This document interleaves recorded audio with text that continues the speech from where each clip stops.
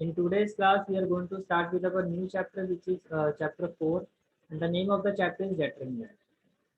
Already हम matrices complete कर चुके हैं, और मैंने जब मैट्रिसेस स्टार्ट किया था तो वहाँ मैंने आपको बताया था कि जो चैप्टर 4 है आपका, वो चैप्टर 3 से कनेक्टेड है।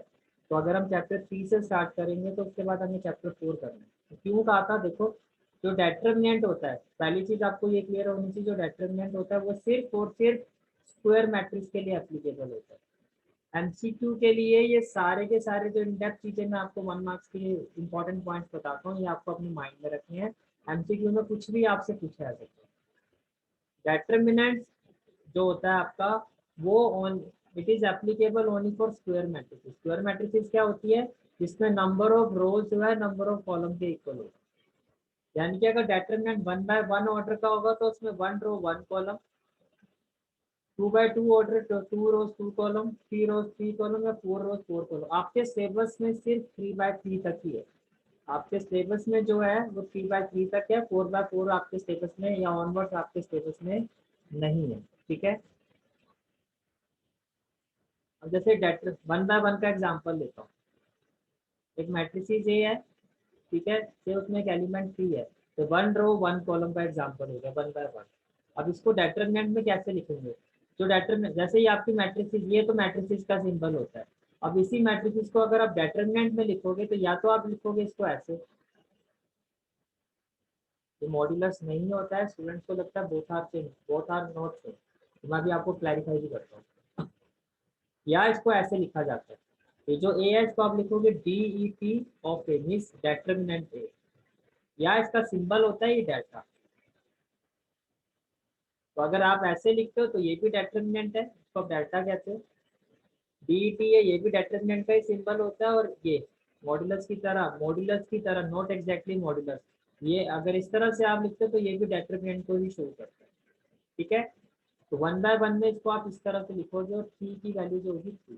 ठीक है, अब मैंने क्या कहा कि मॉडुलस ए और डेटर्मिनेंट ए, ये जो है आपका डेटर्मिनेंट ए है और मॉडुलस ए। अब आपने कहा बोथ आर सेम, देखो जो डेटर्मिनेंट ऑफ -9 होगा वो -9 के इक्वल होगा। और अगर आप मॉडुलस में देखो, मैग्नीट्यूड में देखो, तो मॉडुलस ऑफ -9 जो होता है वो 9 के इक्वल होता है। वो सिर्फ एब्सोल्यूट वैल्यू रिटर्न करता है। तो यहाँ से आपको समझ में आ जाना चाहिए, इसका मतलब मॉडुलस या मैग्नीट्यूड नहीं होता। अगर डेटर्मिनेंट के रिस्पेक्ट में लिखा है तो डेटर्मिनेंट है, this is not modulus. Okay,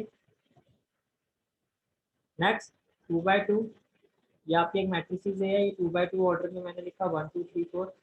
अब डेटर्मिनेंट ए क्या होगा, वो 1 2 3 4 नहीं होगा। डेटर्मिनेंट ए 2 by 2 में कैसे फाइंड किया जाता है, देखो 1 into 4 with minus sign 3 into 2, this is the way how to write determinant of 2 by 2 order। अगर आपको एक मैट्रिसेस गिवन है, मैं एक और एग्जांपल लेता हूँ, लाइक 3 2 1 5, और मैं कहता हूँ ये एक मैट्रिसेस है 2 by 2 ऑर्डर की, आप इसकी डेटर्मिनेंट वैल्यू बताओ। तो मैंने क्या कहा, जो फर्स्ट रो का जो लेफ्ट वाला जो एलिमेंट होता है, इसको हम बॉटम एलिमेंट के साथ मल्टीप्लाई करते हैं 3 into 5, फिर एक माइनस साइन 1 into 2, तो 5 3 जा 15 -2। तो ये जो 2 by 2 ऑर्डर की ये जो मैट्रिसेस है, इसकी डेटर्मिनेंट वैल्यू जो होगी वो होगी 30।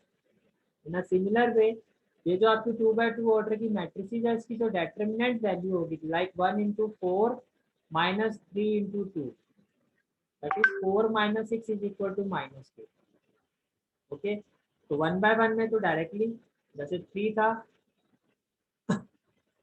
था तो 3, -9 है तो -9, but 2 by 2 में we have to solve। now next one is, जैसे कि एग्जांपल और लिया है 2 by 2 का, कैसे करोगे सॉल्व, इसकी वैल्यू क्या होगी 3 into 12 that is 36, then with minus sign 9 into 6 that is 54, 36 - 54 that is -6। Okay, तो ये आपका कंसेप्ट है, तो ये आपका कंसेप्ट था। I hope it is clear to all of you. So our next question, so now we are going to start with our exercise 4.1. Your first question is evaluate the determinant in exercise 1 and 2। ठीक है, आपको determinant की value evaluate करनी है। First question क्या है आपका, अभी मैंने बताया था 2/2 और कैसे करना है, 2 × -1,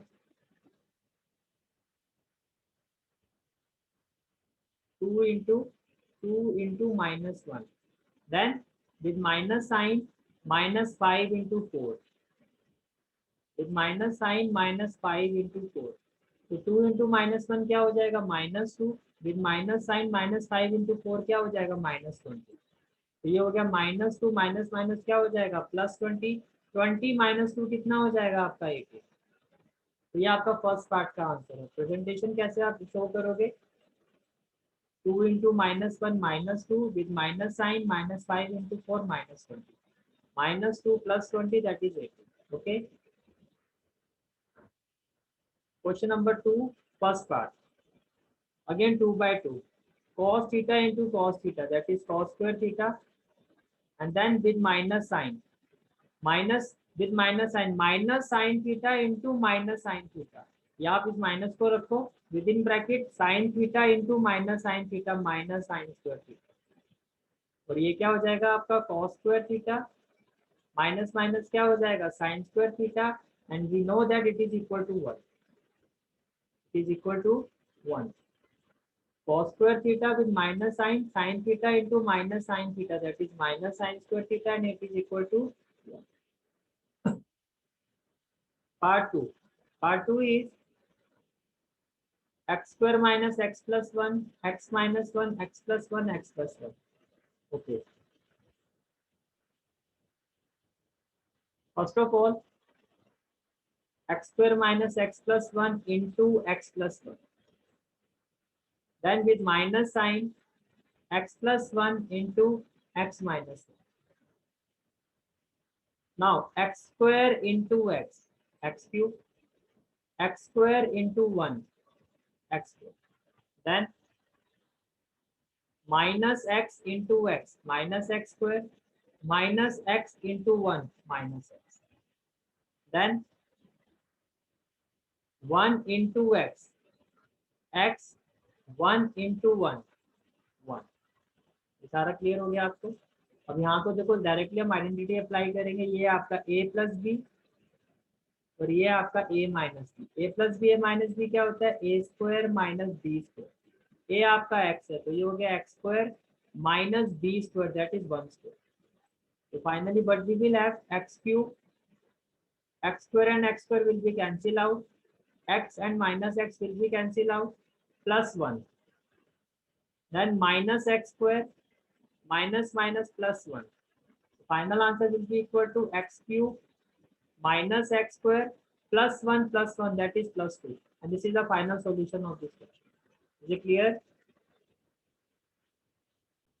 Now the next question is question number 3, and the question is, if matrices A is equal to this, then show that determinant of 2A is equal to 4 into determinant of A। तो ऐसे questions करने के दो method होते हैं। पहले मैं आपको एक लॉन्ग मेथड, लॉन्ग तो नहीं मतलब नॉर्मल मेथड जनरली जो स्टूडेंट अप्लाई करते हैं वो सिखाऊंगा, और उसके बाद एक शॉर्ट मेथड होता है वो आपको बताऊंगा। तो लॉन्ग मेथड मैं इसलिए सिखा रहा हूँ ताकि कंसेप्ट बहुत अच्छे से आपका क्लियर होता है। ठीक है, तो क्वेश्चन है आपका, ये आपकी गिवन मैट्रिसेस है, what we have to show determinant of 2a is equal to 4 into determinant of a। Normally जैसे हम जब भी हम इस तरह के क्वेश्चंस करते हैं लेफ्ट हैंड साइड और राइट हैंड साइड के कंसेप्ट को लेके हम प्रूव करते हैं। तो left hand side first of all 2a, जो आपकी लेफ्ट हैंड साइड है first of all 2a, we will find the value of 2a, and we know that by scalar multiplication concept of matrices, अगर किसी भी scalar component को हम matrices के साथ मल्टीप्लाई करते हैं तो वो जो कंपोनेंट है वो सभी एलिमेंट्स के साथ मल्टीप्लाई है, दैट इज 2 1 2, 2 2 4, 2 4 8, 2 2 4, ये आपके पास 2a मैट्रिक्स की वैल्यू है। Now my left hand side is determinant of 2a। अब अगर मैं इसको, ये आपका 2a है, अगर मुझे इसकी डिटरमिनेंट वैल्यू फाइंड करनी है तो 2/2 को कैसे सॉल्व करते हैं, 2 into 4 that is 8, with minus sign 8 into 4 -32, तो 8 - 32 क्या हो जाएगा -22। तो मेरी जो लेफ्ट हैंड साइड है वो आ गई मेरी -20। Now right hand side 4 into determinant of 8, So first of all, what I will do, I will find the value of determinant A, and it will be equal to 1 into 2, 2 with minus sign, 4 into 2, 8. तो 2 minus 8 जो है आपका वो कितना हो जाएगा, -4, 2 minus 8 sorry -6, ये आपका हो गया -6। तो ये आपका आ गया डेटरमिनेंट ए -6। अब we need to find the value of 4 into determinant of A. तो 4 इंटू डेटरमिनेंट ऑफ ए की जो वैल्यू है वो आपकी -6 आई है। 4 into -6, that is -24. You can say that left hand side -24, right hand side -24, hence that is LHS is equal to RHS, which implies determinant of 2A is equal to 4 into determinant of A. अब मैं next question जो मैं आपको करवा रहा हूँ वो third के बाद डायरेक्टली 6 करवा रहा हूँ। मैं आगे पीछे करवा रहा हूँ पर उसको करवाने के पीछे एक पर्पस है। इस क्वेश्चन से आपको बहुत कुछ सीखने को मिलेगा। सबसे बड़ी चीज आप ये सीखोगे 3/3 को हम कैसे सॉल्व करते हैं। आपको ए मैट्रिक्स गिवन है और इसका ऑर्डर देखो आप 3/3 है, तो डेटरमिनेंट वैल्यू फाइंड कर लिया। 3/3 ऑर्डर के मैट्रिसेस की डेटरमिनेंट वैल्यू कैसे फाइंड की जाती है, अब आप ये समझो। देखो फर्स्ट ऑफ ऑल ये जो आपकी मैट्रिसेस है उसमें 3 रोज है, 1 2 3 और 3 कॉलम्स है, 1 2 3। तो जब हम किसी भी 3/3 ऑर्डर की मैट्रिसेस का डेटरमिनेंट वैल्यू फाइंड करते हैं तो हमें उसको एक्सपेंड करना होता है, और एक्सपेंड हम किसी भी रो और कॉलम के अलोंग कर सकते हैं। मैं फिर से रिपीट कर रहा हूँ कि जब भी हमें 3/3 ऑर्डर मैट्रिसेस का डेटरमिनेंट फाइंड करना होता है तो हमें उस मैट्रिसेस को एक्सपेंड करना होता है, और वो जो एक्सपेंड है हम किसी भी रो like expand along R1 R2 R3 और expand along C1 C2 C3 आप कर सकते हो। तो यहाँ मैं जो एक्सपेंड कर रहा हूँ और मेजोरिटी में जो हम यूज भी करते हैं एक्सपेंडिंग अलोंग R1। अब कैसे एक्सपेंड करना है, R1 के जो एलिमेंट है वो आप लिखो, जैसे 1 फिर 1 फिर -2। जिस भी रो और कॉलम के अलोंग आपको एक्सपेंड करना है उसमें जो भी एलिमेंट्स है पहले आपको वो लिखने, 1 देन 1 देन 2। ओके, देन जो इनकी पोजीशन है, पोजीशन कैसे, जैसे -1 -1 -1। अब जो इनकी पोजीशन है वो देखो, ये वाला जो एलिमेंट है ये कौन सा है, ये आपका A11 मीन्स फर्स्ट रो का फर्स्ट कॉलम एलिमेंट है। तो ये जो 1 1 है ये इसकी पावर में आ गया। ये जो एलिमेंट है आपका इसकी पोजीशन क्या है, फर्स्ट रो का सेकंड कॉलम एलिमेंट है। तो ये जो 1 2 है ये इसकी पावर में हो जाएगा 1+2। और ये जो एलिमेंट है आपका ये फर्स्ट रो का थर्ड कॉलम एलिमेंट है। तो ये जो 1 3 है ये इसकी पावर में आ जाएगा 1+3। ओके, अच्छा इसके बाद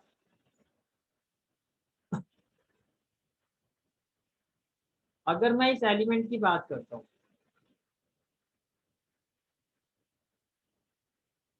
मैंने क्या कहा आपको, मैं फिर से रिपीट कर रहा हूँ। फर्स्ट एलिमेंट लिखो, सेकंड एलिमेंट लिखो, थर्ड एलिमेंट लिखो। जिस भी कॉलम या रो के अलोंग एक्सपेंड कर रहे हो पहले आप उसके एलिमेंट्स को लिखो, और उसके बाद फिर आपको क्या करना है, जो इनकी पोजीशन वैल्यू है पहले इनके साथ लिखना है -1 -1 -1। और उसके बाद जो इनकी पोजीशन वैल्यू है, ये कौन सी पोजीशन होती है, A11। इस एलिमेंट की पोजीशन क्या होती है, A12। इस एलिमेंट की पोजीशन क्या होती है, A13। तो जो इसकी पोजीशन है वो -1 की पावर होती है। अगर 1 1 है तो 1+1, अगर 1 2 है तो 1+2, और अगर 1 3 है तो 1+3। -1 ऐसे। हाँ जी, सर जो -1 लिखना है वो हमेशा ही लिख देना है। अभी तो आप नया नया सीख रहे हो, उसके बाद फिर मैं आपको प्रॉपर कंसेप्ट बता दूंगा, आपको हर बार लिखने की जरूरत नहीं होगी। फर्स्ट टाइम सीख रहे हो तो पूरा डिटेल में समझा रहा हूँ, उसके बाद एग्जाम में इतना कुछ करने की जरूरत नहीं है। अभी आप फर्स्ट एक्सपीरियंस है 3/3 को सॉल्व करने का, तो पूरा डिटेल में बता रहा हूँ कि आपको ये समझ में आए कि वैल्यू आती कहाँ से। इतना समझ में आ गया सबको, ठीक है। अब देखो, जब मैं इस एलिमेंट की बात करूँ ये 1, तो इस एलिमेंट की जो रो है और कॉलम है उसको हाइड कर दो। तो जब मैं इसके रो और कॉलम को हाइड करता हूँ तो मेरे पास ये 4 एलिमेंट बचेंगे। कौन कौन से? 1 -3 4 -3। इसी तरह से जब मैं इस एलिमेंट की बात करता हूँ तो इस एलिमेंट की रो और इसके कॉलम को हाइड कर दो। तो आपके पास जो 4 एलिमेंट बचेंगे वो कौन कौन से हैं? 2 5 -3 -3 ये। एंड सिमिलर वे जब मैं इस एलिमेंट की बात करता हूँ तो इस एलिमेंट की जो रो और कॉलम है आप उसको हाइड कर दो। तो आपके पास जो 4 एलिमेंट्स बचेंगे वो कौन कौन से होंगे? 2 1 5 4। यहाँ तक क्लियर हुआ? ये वाला जो फर्स्ट पार्ट है ये क्लियर हो गया? Okay good. अब आप उसी फॉर्म में आगे जो ऑलरेडी आप सीख चुके हो। देखो -1 की पावर 2 1 और 1 इंटू 1 क्या होगा? 1। और 2/2 को कैसे सॉल्व करना है? 1 into -9 that is -9। With minus sign minus minus क्या होगा? प्लस 4 3 जा 12। -1 रेज टू पावर 3 ये क्या रिटर्न करेगा? -1। तो -1 इंटू 1 क्या हो गया? -1। 2 into -9 -18। With minus sign minus minus क्या हो जाएगा? प्लस 5 3 जा 15। ये आपका क्या था? 2। ये आपका -2 था। ये आपका क्या है? -2। तो -2 इंटू -1 रेज टू पावर 4। -1 की पावर इवन है तो ये 1 ही आपको रिटर्न करेगा। -2 इंटू 1 हो गया -2। 2 into 4 8। With minus sign 5 into 1 क्या हो गया? -2। ये आपके पास वैल्यू आ गई। तो जो आपका फाइनल आंसर आएगा मीन्स इस मैट्रिक्स की जो डेटर्मिनेंट वैल्यू होगी वो क्या होगी? 1। 12 -9 कितना होगा? 3। -1 -18 + 15 कितना होगा? -3। -2 8 -5 कितना होगा? 3। तो ये हो गया आपका 3 माइनस माइनस क्या होगा? +3 और ये हो गया -6। तो आपका जो आंसर आ रहा है वो क्या आ रहा है? 6 -6 मीन्स इस 3/3 ऑर्डर मैट्रिक्स की जो डेटर्मिनेंट वैल्यू है वो आपकी किसके इक्वल आएगी? It will be equal to 0। Can see that it will be equal to 0। ठीक है। अब यही जो आपका मैट्रिसेस है मैंने आपको कहा कि ये तो मैंने आपको डिटेल में बताया। अब देखो जो एलिमेंट जैसे आपने इसको सॉल्व किया ये क्या था? 1 और -1 रेज टू पावर 1 + 1। ये क्या था आपका? 1 इंटू -1 रेज टू पावर 1 + 2। ये क्या था? -2 इंटू -1 रेज टू पावर 1 + 3। तो जब आप किसी रो और कॉलम के अलोंग एक्सपेंड करते हो तो मेनली जो आपको वैल्यू देखना जो आपके आंसर को अफेक्ट करेगा वो वाला आंसर करेगा, वो वाली वैल्यू करेगी जिसमें -1 की पावर जो है ऑड होती है।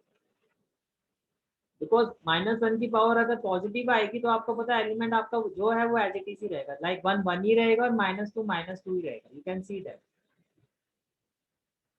जब हमने यहाँ सॉल्व किया था तो -1 की जो पावर थी आपकी वो यहाँ पर क्या थी? इवन। और यहाँ भी आपकी पावर इवन थी। तो जो एलिमेंट था वो आपने एज इट इज लिखा 1। जो एलिमेंट था आपने वो एज इट इज लिखा -2। बट वैल्यू किसकी चेंज हुई? जहाँ -1 की जो पावर है वो 3 थी तो जो एलिमेंट था 1 बट यहाँ पर जब सॉल्व किया तो ये -1 हो गया। तो बस जब आप डेटरमिनेंट की वैल्यू फाइंड करते हो तो आपको ये पता होना चाहिए वो कौन से एलिमेंट होता है जिनका साइन चेंज हो जाता है। तो इसके लिए एक सिंपल सा मेथड बताता हूँ कैसे आप एड्रेस करोगे कि जो भी आपका ये वैल्यू होती है, जो भी आपका 3/3 ऑर्डर का मैट्रिक्स होता है इसमें ये जो डायमंड एलिमेंट, डायमंड देखो ऐसे बनता है। ये जो डायमंड एलिमेंट अगर आपने कभी प्लेइंग कार्ड्स देखा हो तो डायमंड की शेप ऐसी होती है। तो 3/3 ऑर्डर मैट्रिसेस में ये आपके डायमंड एलिमेंट होते हैं। इन्हीं के साइन चेंज होते हैं, बाकी सभी साइन एज इट इज रहते हैं।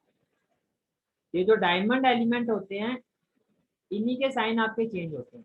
अब अगर मैं रो के अलोंग एक्सपेंड करूंगा तो मुझे पता है इसमें डायमंड एलिमेंट ये आ रहा है तो इसका साइन चेंज होगा, बाकी एज इट इज ही रहेगी।